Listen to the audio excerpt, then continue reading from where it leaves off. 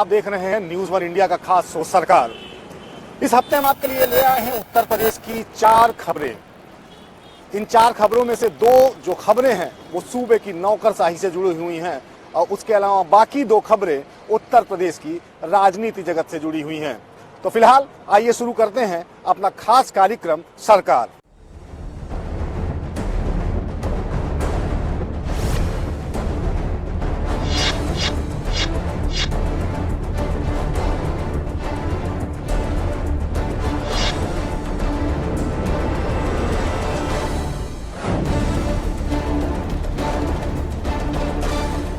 उत्तर प्रदेश में जब से योगी आदित्यनाथ मुख्यमंत्री बने हैं यूं तो बहुत सारे बदलाव आपने देखे होंगे, लेकिन एक बड़ा बदलाव और हुआ है।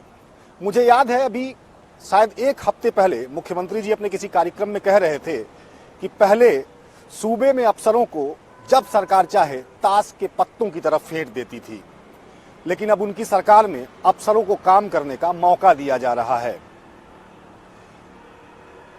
लगभग जो अफसर जिले में तैनात होते हैं उन्हें भी पूरा सरकार मौका दे रही है कि कम से कम वो 3 साल तक एक जिले में जरूर रहें और वहां पे जो सरकार की योजनाएं हैं उन्हें प्रभावी ढंग से लागू करें।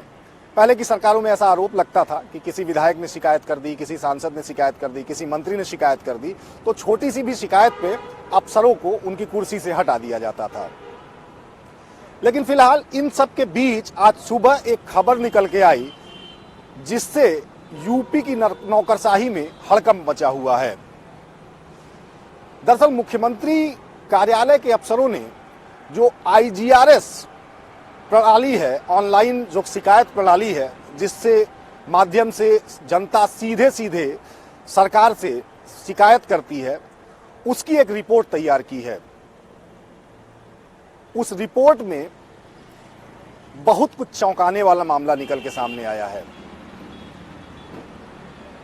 पूरी रिपोर्ट में सूबे में चाहे वो जिले के जिलाधिकारी हों, चाहे मंडल के मंडलायुक्त हों, चाहे नगर निगम के नगर आयुक्त हों, चाहे प्राधिकरणों के VC हों, इन सब की रिपोर्ट बनाई गई है और उसमें सबकी रैंकिंग की गई है। फिलहाल क्या है ये पूरी रिपोर्ट और किन किन अफसरों पर इस रिपोर्ट के बाद गाज गिर सकती है, उसे जानने के लिए देखिए ये हमारी पूरी रिपोर्ट। मुख्यमंत्री योगी आदित्यनाथ जन समस्याओं के समाधान में हीला हवाली पर काफी खफा हैं। कई बार की नसीहत और निर्देश के बावजूद अपनी कार्यशैली में सुधार न लाने वाले ऐसे अधिकारियों पर कार्रवाई तय मानी जा रही है। सीएम के पास थाना तहसील से लेकर शासन स्तर तक की रिपोर्ट है। फरियादियों की संतुष्टि ही अफसरों की परफॉर्मेंस तय करेगी और उसी के आधार पर उनके ट्रांसफर और पोस्टिंग भी तय होंगे। सीएम दफ्तर ने IGRS और हेल्पलाइन की रैंकिंग में टॉप 10 अच्छा प्रदर्शन करने वाले और सबसे खराब प्रदर्शन करने वाले अधिकारियों की सूची तैयार की है। ऐसे में अब रैंकिंग में टॉप 10 सबसे खराब प्रदर्शन करने वाले अफसरों पर गाज गिरने की चर्चा जोरों पर है। यूपी के सुस्त नौकरशाही की तैयार हुई कुंडली। जल्द ही सीएम योगी का दिखेगा एक्शन। इन जिलों के हैं अफसर सीएम योगी के रडार पर। सबसे खराब प्रदर्शन करने वाले 10 प्रमुख विभाग: आयुष विभाग, नागरिक उड्डयन विभाग, अल्पसंख्यक कल्याण एवं वक्फ, कारागार विभाग, अविस्थापना एवं औद्योगिक विकास, खेलकूद विभाग, प्राविधिक शिक्षा, न्याय विभाग, आबकारी विभाग, सूक्ष्म लघु एवं मध्यम उद्यम। सबसे खराब प्रदर्शन करने वाले जिला अधिकारी: बलरामपुर, गाजीपुर, मिर्जापुर, वाराणसी, जौनपुर, एटा, अयोध्या, कन्नौज, संत कबीर नगर, सिद्धार्थ नगर। सबसे खराब प्रदर्शन करने वाले 5 प्रमुख मंडल आयुक्त: प्रयागराज, आजमगढ़, मिर्जापुर, गोरखपुर, वाराणसी। जो भी अधिकारी सरकार के मंशा के अनुरूप कार्य नहीं करता है उस पर सख्त से सख्त कार्रवाई होनी चाहिए, क्योंकि सरकार के मंशा के अनुरूप कार्य करने के लिए अधिकारी रखे गए हैं, ये उसी के लिए वेतन पाते हैं। तो इसलिए लोकतंत्र में सरकार सर्वोच्च है, सरकार की जो भी प्राथमिकता है उसको अधिकारियों को 100% अनुपालन करना चाहिए। और यदि माननीय मुख्यमंत्री जी के यहाँ कोई शिकायत होती है और उस शिकायत को में भी यदि हिला हवाली करते हैं तो ऐसे लोगों को तुरंत कार्रवाई होनी। IGRS देखिए कई तरह के जो अभी नीति आयोग का भी आया है, कई तरह की रैंकिंग, और जितने आया अभी एक कंसल्टेंसी है उसने निकाला है कि जो न्याय देने का मामला है उसमें उत्तर प्रदेश पूरे देश में सबसे फिसड्डी राज्य साबित हुआ। तो जब किसी भी समस्या का निस्तारण तभी किया जा सकता है जब अधिकारी रहेंगे। आपने झूठ के 32 लाख करोड़ रुपया का इन्वेस्टमेंट आया। अब ये सरकार और उत्तर प्रदेश की 25 करोड़ जनमानस ये जानना चाह रही है कि 32 करोड़ का इन्वेस्टमेंट कहाँ आया, जब हॉस्पिटल में एम्बुलेंस नहीं है, जब डायल 100 खराब हो गई है, जब कहीं दवाएं नहीं हैं, जब किसानों के लिए कोई राहत नहीं है, नौजवानों के लिए कोई राहत नहीं है। सभी लोग धरना प्रदर्शन कर रहे हैं। और IGRS के समस्याओं का निस्तारण तो तब होगा जब अफसर बैठेगा, जब सारे अफसर को आप वो हिटलर के गोएम्बल्स की तरह यूज करेंगे झूठ के प्रचार में, तो IGRS के समस्याओं का निस्तारण कहाँ हो पाएगा। फिलहाल इन जिलों के अफसरों की कुंडली CM योगी के पास पहुंच चुकी है, जो कि जनता की शिकायतों में फेल हुए हैं। और सबको पता है CM योगी के लिए जनता सबसे ऊपर है। जो अफसर जनता की कसौटी पर खरा ना उतरे उसे CM योगी ज्यादा दिनों तक झेलने वाले नहीं हैं। और अब चर्चा ये है कि जल्द ही इन अफसरों की कुर्सियों पर दूसरे अफसर देखे जाएंगे। वैसे चलते चलते आपको एक सच्चाई बता दें कि CM योगी खुद जनता दरबार लगाते हैं और लोगों की समस्याएं सुनते हैं, लेकिन जिस जिले में उनका जनता दरबार लगता है उस जिले के अफसर अपने एक अफसर की स्पेशल ड्यूटी लगाते हैं कि फरियादियों में सबसे आगे उनके जिले का कोई ना हो, और अगर कोई आए तो उसे वो तुरंत पीछे की लाइन में भेज देते हैं कि मुख्यमंत्री उन तक आखिरी में पहुंचे। न्यूज़ 1 इंडिया के लिए लखनऊ से मनीष पांडे की रिपोर्ट। उत्तर प्रदेश में समाजवादी पार्टी के नेता स्वामी प्रसाद मौर्य इस समय काफी फॉर्म में हैं, या यूं कह लीजिए काफी चर्चा में हैं। एक के बाद एक विवाद उनके साथ जुड़ते जा रहे हैं। ताजा मामला रायबरेली का है। रायबरेली में उन्होंने समाजवादी पार्टी के राष्ट्रीय अध्यक्ष अखिलेश यादव की मौजूदगी में श्री रामचंद्र को लेके कुछ ऐसे नारे लगाए जिसकी वजह से रायबरेली में ही उनके ऊपर मुकदमा दर्ज हो गया। अब ये स्वामी जी की कोई खास रणनीति है या सिर्फ वो चर्चा में बने रहने के लिए ऐसे बयान दे रहे हैं, ये थोड़ा समझ से परे है। लेकिन फिलहाल गौर करने वाली बात यह है कि इसी राम नाम के सहारे या इसी राम नाम की नाव पर सवार होके भारतीय जनता पार्टी लखनऊ से लेके दिल्ली तक की सत्ता में काबिज है। और स्वामी प्रसाद मौर्य लगातार खुले मंचों पर उसी श्री राम नाम का अपमान कर रहे हैं। राजनीतिक पंडितों का मानना है कि स्वामी प्रसाद मौर्य के ये बयान या उनके ये जो कमेंट्स आजकल लगातार आ रहे हैं उससे पार्टी को फायदा कम और नुकसान ज्यादा हो सकता है। मुलायम कांशी राम हवा में उड़ गए। अभी मेरी आवाज भारी है आप पर, ये फिर से बोलिए। जब मुझसे ज्यादा आपकी भारी आवाज होगी तब मैं बंद करूंगा। मिले मुलायम कांशी राम, मिले मुलायम कांशी राम, ये नारा गूंजा था। और उस गठबंधन के बाद क्या हुआ था? भाजपा का सफाया हुआ था। आज वही परिस्थितियां फिर पैदा हो गई। 90 के दशक का वो नारा जो कभी समाजवादी पार्टी और बसपा के लिए संजीवनी बना था, वो एक बार फिर चर्चा में है। नए नवेले समाजवादी नेता स्वामी प्रसाद मौर्य ने इसकी शुरुआत रायबरेली जिले से समाजवादी पार्टी के राष्ट्रीय अध्यक्ष अखिलेश यादव की मौजूदगी में की है। मौका दलितों के मसीहा कहे जाने वाले कांशीराम की प्रतिमा के अनावरण का था। इस कार्यक्रम के बाद रायबरेली जिले में ही स्वामी प्रसाद मौर्य के खिलाफ मुकदमा दर्ज हो गया। फिलहाल रायबरेली जनपद कभी कांग्रेस का गढ़ कहा जाता था, लेकिन जिस विधानसभा में इस कार्यक्रम का आयोजन किया गया उस इलाके से समाजवादी पार्टी के नेता मनोज पांडे पिछले कई चुनावों से समाजवादी पार्टी को जीत दिलवा रहे हैं। लेकिन स्वामी प्रसाद मौर्य के इस नारे का प्रभाव कहिए या स्वामी जी का, मनोज पांडे इस कार्यक्रम में अपनी ही विधानसभा के मंच से गायब दिखे। यही नहीं, जिस बहुजन समाज पार्टी के गठबंधन में ये नारा गढ़ा गया था, उसकी मुखिया मायावती ने भी ट्वीट करके इस नारे को तत्कालीन समाजवादी पार्टी के नेताओं की सोची समझी साजिश बताया। मायावती ने इस मामले में अपनी प्रतिक्रिया देते हुए ट्विटर पर लिखा, उस दौरान अयोध्या श्री राम मंदिर व अपर कास्ट समाज आदि से संबंधित जिन नारों को प्रचारित किया गया था वो बीएसपी को बदनाम करने की समाजवादी पार्टी की सोची समझी साजिश थी। अतः समाजवादी पार्टी की ऐसी हरकतों से खासकर दलितों, अन्य पिछड़ों व मुस्लिम समाज को सावधान रहने की सख्त जरूरत है।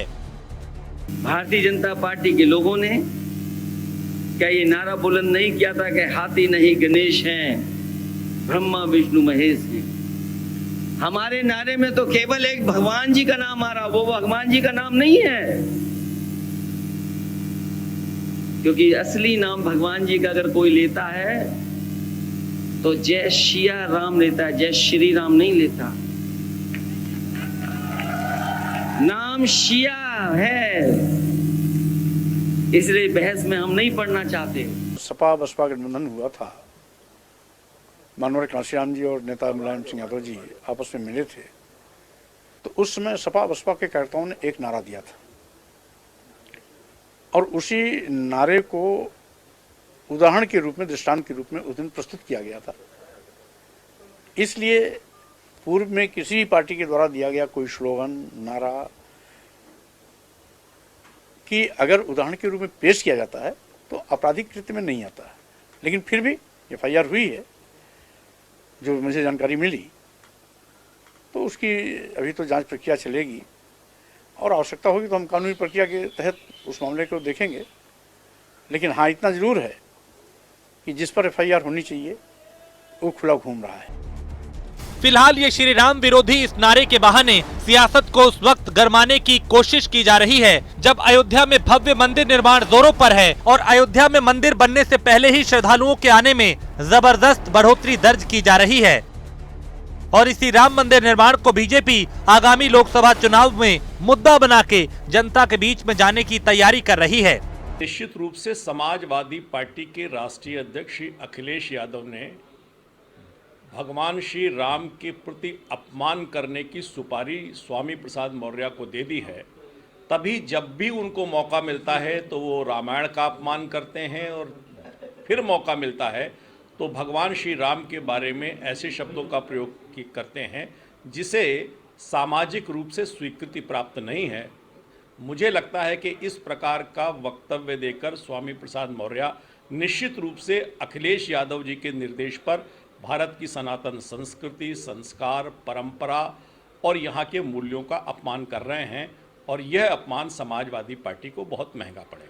निश्चित रूप से देश के अंदर कोई भी ऐसा विचार, कोई भी ऐसा संस्थान, कोई भी ऐसा राजनीतिक दल मुझे नहीं लगता कि जनता की स्वीकृति पा पाएगा जो देश के एकीकरण करने वाले भगवान श्री राम का अपमान करेगा। भारतीय जनता पार्टी और समाजवादी पार्टी की नूरा कुश्ती है। लगातार स्वामी प्रसाद मौर्य जिस तरह के विवादित बयान दे रहे हैं, सरकार कार्रवाई क्यों नहीं कर रही है जिससे समाज में बेमानता फैलती हो? क्या जिम्मेदारी है? सरकार की भी जिम्मेदारी है कि इस तरह की घटनाएं हो रही हैं तो सरकार कार्रवाई करे। मगर जिस तरीके से मौर्य जी और समाजवादी पार्टी के नेता और भारतीय जनता पार्टी आपस में नूरा कुश्ती कर रहे हैं, ध्यान भटकाने की साजिश है। जनहित मुद्दों पर चर्चा क्यों नहीं हो रही? आज महंगाई पे चर्चा नहीं हो रही, बेरोजगारी पे चर्चा नहीं हो रही, आखिर चर्चा किस पे हो रही है? जय श्री राम, मेरे भी राम हैं। जनता का सबसे ज्यादा नुकसान होता है इस तरह की बयानबाजी से। स्वस्थ लोकतंत्र में इस तरह की भाषा का कोई स्थान नहीं। ऐसे में ये कहना गलत नहीं होगा कि 2017, 2019, 2022 के चुनाव में नए नए प्रयोग करने वाली समाजवादी पार्टी के राष्ट्रीय अध्यक्ष अखिलेश यादव के लिए स्वामी प्रसाद मौर्य के बहाने किए जा रहे इस प्रयोग का परिणाम उल्टा ना पड़ जाए। Bureau report, news 1 India. फर्ज करिए कि अगर किसी जिले का कप्तान किसी थाना क्षेत्र में दौरा करे और वहां किसी चोर को वो रंगे हाथों चोरी करते हुए पकड़ ले, और जब वो चोर से सवाल करे कि तुमने चोरी क्यों की है, तो चोर भी सीना चौड़ा करके कहे कि हम तो थानेदार को खर्चा देते हैं, लिहाजा हमारा अधिकार है चोरी करने का। आप सोच रहे होंगे ये हम कहानी आपको क्यों सुना रहे हैं या ये उदाहरण आपको क्यों दे रहे हैं। दरअसल आप ये खबर देखिए और इस खबर के बाद आपको अंदाजा हो जाएगा कि एक चोर थानेदार को खर्चा भी दे सकता है और थानेदार चोर को चोरी करने की खुली छूट भी दे सकता है। मामला उत्तर प्रदेश के परिवहन विभाग से जुड़ा हुआ है। 2 दिन पहले उत्तर प्रदेश के परिवहन मंत्री दयाशंकर सिंह पूर्वांचल के किसी जिले से लखनऊ आ रहे थे। सुबह वो जब अयोध्या हाईवे पे निकले तो उन्होंने देखा कि ओवरलोड ट्रकों का काफिला सड़क पर खुलेआम चल रहा है। मंत्री जी इससे रहा नहीं गया और उन्होंने ट्रकों के काफिलों को रुकवाया। उनमें से एक ट्रक ड्राइवर ने जो जवाब दिया उसे सुनकर परिवहन मंत्री सख्ते में आ गए। ड्राइवर ने परिवहन मंत्री से कहा कि मैं ओवरलोड ट्रक यूं ही नहीं ले जा रहा, हर महीने अफसरों को खर्चा देता हूं। यह सुनने के बाद यूपी के परिवहन मंत्री आश्चर्यचकित रह गए। मौके पर तमाम जिम्मेदार अफसरों को तलब किया गया और जांच के दौरान 28 ट्रकों में ओवरलोडिंग की पुष्टि हुई, जिसके बाद इन ट्रकों पर 18 लाख रुपए का जुर्माना लगाया गया। जो इनके माननीय मंत्री जी हैं, परिवहन मंत्री, परिवहन, जब आपने सवाल खड़ा किया पूरे उत्तर प्रदेश में, चाहे आप बुंदेलखंड से देख लीजिए और पूरा आगरा से लेकर के सोनभद्र, मिर्जापुर, जौनपुर और अयोध्या, पूरी जगह अवैध खनन बड़े पैमाने पर हो रहा है। आपको इस तरह के प्रूफ हम दे सकते हैं। यही सोनभद्र का एक मामला आपको बता दें, जहां की ये जो परिवहन मिनिस्टर हैं इनके संज्ञान में है बातें, और मैं तो समझता हूं कि सारे जगहों से जो सूचनाएं आ रही कि गाड़ी वालों से पैसे वसूले जाते हैं और वो आरटीओ के तहत परिवहन मंत्री तक आते हैं, ये सीधा सीधा आरोप है। और आप खनन की बात करेंगे, सरकार ने एनजीटी की जो गाइडलाइन है कि सेंचुरी एरिया में खनन नहीं हो सकती। सोनभद्र ऐसा जनपद है जहां प्रदेश और देश के सबसे बड़े माफिया ने इतना बड़ा घोटाला किया कि सेंचुरी एरिया का जो उसका टेरिटरी थी उसको कम करा करके और सेंचुरी एरिया तक में खनन हो रहा। तो सरकार पूरी तरह से, आप ये ना कहिए कि अवैध खनन हो रहा, बल्कि आप ऐसे इसको कह सकते हैं कि सरकार के संरक्षण में पूरे उत्तर प्रदेश में अवैध खनन हो रहा है। उत्तर प्रदेश में एक पुरानी कहावत है कि पूत के पांव पालना में दिखते हैं। अगर सच्चाई है, नैतिकता है, तो अयोध्या में 25 ट्रक कैसे मंत्री जी ने पकड़ लिए? यही सरकार का चेहरा है, यही चेहरा नजर आता है। सरकार को बयानबाजी न करके जमीनी सच्चाई को ध्यान में रखना चाहिए और कार्रवाई करनी चाहिए। ये घटना सरकार में बैठे हुए उन अफसरों के मुंह पर किसी तमाचे से कम नहीं जो ये कहते हैं कि उत्तर प्रदेश में ओवरलोडिंग बंद हो गई है। बाराबंकी की इस घटना ने सरकार में बैठे हुए अफसरों के झूठ से पर्दा हटा दिया है। कहने के लिए तो क्षमता से अधिक लोडिंग करने पर खनन विभाग ने 6 गुना जुर्माना वसूलने का प्रावधान बना रखा है, लेकिन परिवहन मंत्री की इस कार्रवाई को देखकर आप साफ अंदाजा लगा सकते हैं कि लखनऊ में बैठकर अफसरों के द्वारा किया जाने वाला ये दावा कितना सच है। लखनऊ से मनीष पांडे की रिपोर्ट। चौथी खबर हमारी सूबे के नौकरशाही से जुड़ी हुई है। कहने के लिए तो उत्तर प्रदेश की नौकरशाही में एक से बढ़कर एक नगीने भरे हुए हैं, लेकिन हम आज आपको एक ऐसे नगीने की बताने जा रहे हैं जिसने जहां कदम रखा वहां कोहराम मच गया। किसी जमाने में ये साहब दिल्ली के करीब हुआ करते थे और तकरीबन 1 साल पहले उनको लखनऊ बुलाया गया। लखनऊ जिस विभाग में वो आए या जिस विभाग में वो रहे, तकरीबन 8-9 महीना या 1 साल के आसपास उनका कार्यकाल रहा होगा उस विभाग का, लेकिन गड्ढे भरने वाले उस विभाग में उन्होंने ऐसे गड्ढे किए कि आज तक उस विभाग के अफसर उन गड्ढों को भरने में लगे हुए हैं। वो बहुत बड़े ईमानदार तो नहीं हैं या हम उन्हें बेईमान नहीं कहेंगे, लेकिन उन्हें अपने आप को छोड़कर सामने वाले सारे बेईमान दिखाई पड़ते हैं।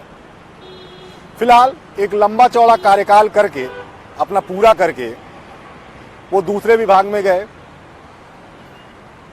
हमारे पीछे जो ये लोक भवन है, विधानसभा आप इधर देख रहे हैं, हमारे सामने लोक भवन है। अगर आप लखनऊ आएंगे तो आपको यहाँ का भूगोल समझ में आ जाएगा।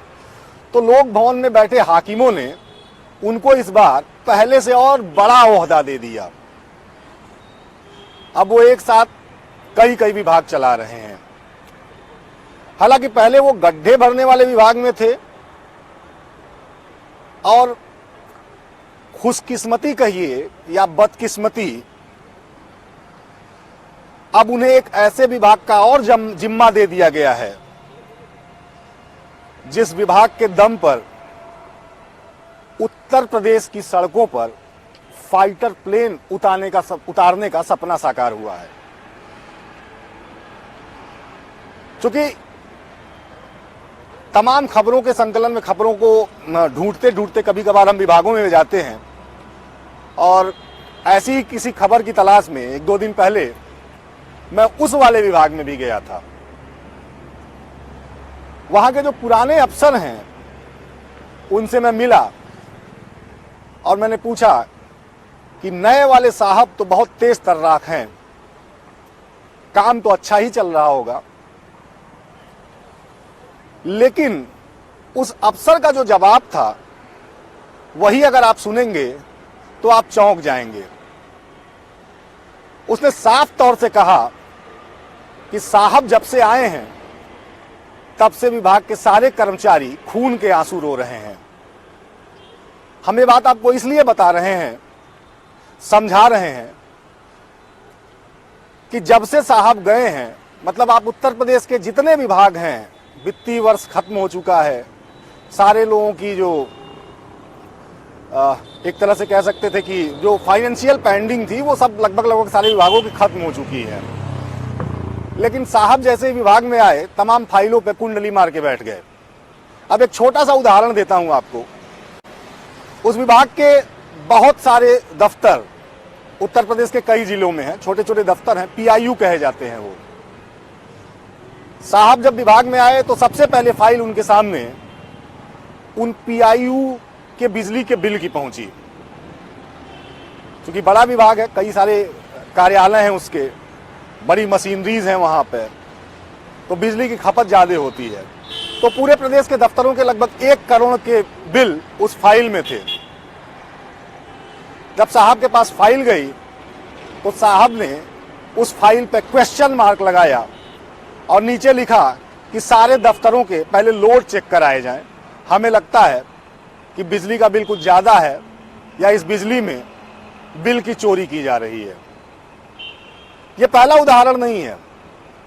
करीब 5 कंसल्टेंट उस विभाग में हैं, वो भी रो रहे हैं, उनका पेमेंट होल्ड है।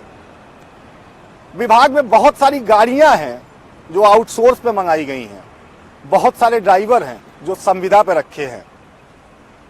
उन सभी पेमेंट्स की फाइल साहब के दफ्तर में धूल फांक रही हैं और लगभग एक महीना हो गया उन्हें उस विभाग का कार्यभार संभाले, लेकिन पिछले 1 महीने में साहब सिर्फ उस विभाग का 3 चक्कर लगाए हैं, यानी सिर्फ 3 दिन ही वो विभाग में पहुंचे हैं। तो फिलहाल नगीने हमने इसलिए बताया कि बहुत सारे ऐसे नगीने हैं कि किसी मरे हुए विभाग में अगर डाल दीजिए तो उसमें जान फूंक देते हैं, लेकिन ये साहब जहां जाते हैं चलते फिरते विभाग के चारों टायर पंचर कर देते हैं। फिलहाल भगवान भरोसे है वो विभाग और भगवान भरोसे हैं वहां के कर्मचारी। आज के हमारे शो में ये सिर्फ 4 खबरें थी आपके लिए, जो हम आपके लिए लेके आए थे। फिलहाल अगले हफ्ते ऐसी कुछ और खबरों के साथ हम आपके सामने हाजिर होंगे। तब तक के लिए दीजिए हमें इजाजत। नमस्कार।